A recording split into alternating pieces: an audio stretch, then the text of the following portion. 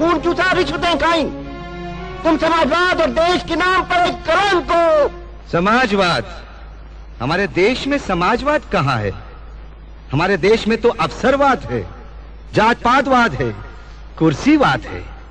अरे समाजवाद तो तब आएगा जब आप अपने वोट की ताकत महसूस करेंगे। ये जो वोट है ना, ये कागज का टुकड़ा नहीं है कि डब्बे में डाला और चल दिए। ये वोट तुम्हारे परिवार, तुम्हारे देश, उसकी उन्नति की पर्ची है।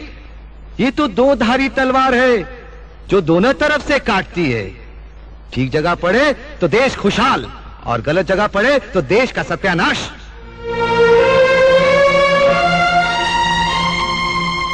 अरे भाइयों, हम तो आपसे एक सवाल पूछते हैं। जब आप अपनी बहन या बिटिया की शादी तय करते हैं तो पहले अच्छा लड़का ढूंढते हैं, अच्छा खानदान देखते हैं, उसके गुण और अवगुण देखते हैं, तब जाकर कन्या की शादी करते हैं। वोट भी तो तुम्हारी बहन और बिटिया है ना, उसको किसी को भी उठाकर दे देते हो। अरे भाई, ये वोट तो भरोसेमंद और ईमानदार को देना चाहिए। मगर आप लोग क्या करते हैं? बेचते हैं अपना वोट। वोट का ब्लैक मार्केट करते हैं। जिसने ज्यादा पैसे दिए उसे दे दिया। वोट तो ऐसे बांटते हो जैसे वोट सड़क पर मिलता है। कभी किसी दोस्त को दे दिया, कभी अपनी जात वाले को दे दिया, और कभी बेच दिया। अरे हम तो कहते हैं जो वोट बेचता है वो भी बेईमान है, जो वोट खरीदता है वो भी बेईमान है।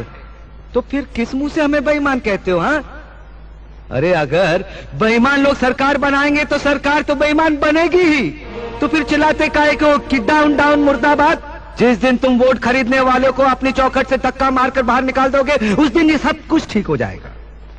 अब देखो, हमारे इन उप मुख्यमंत्रियों को, इन बेईमानों को किसने भेजा? ये आप ही के लोगों के भेजे हुए हैं ना।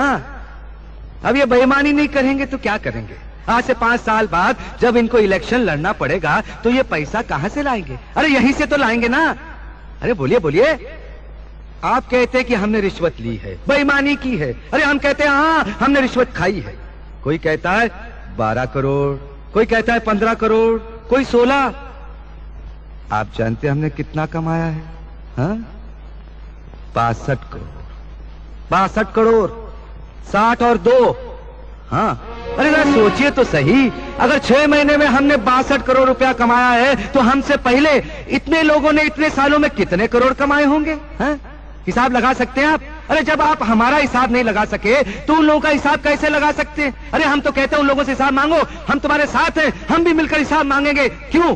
क्योंकि अब हमें पता चल चुका है कि ये रुपया, ये पैसा कमाने का तरीका कौन से रास्ते से होता है। हाँ, बेईमानी का पैसा किस रास्ते से कमाया जाता है ये अब हमें पता चल चुका है। आप लोग कहते हैं कि हम बेईमान हैं। हाँ, आप क्या कहते हैं?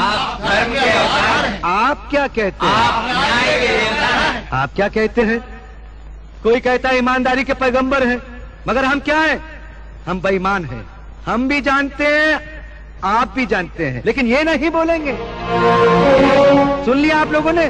क्योंकि हम इनका कच्चा चिट्ठा जानते हैं ना, इनका बांडा फोड़ सकते हैं। इसलिए तो हम इन बेईमानों के मुखिया बन गए। पर हमारी बेईमानी की कमाई गई कहां? क्या हम निकल गए? अरे हराम का पैसा कि उन ईमानदार लोगों की जय जयकार करो, उन्हीं को वोट दो, उन्हीं की सरकार बनाओ और लोकतंत्र के हाथ मजबूत करो।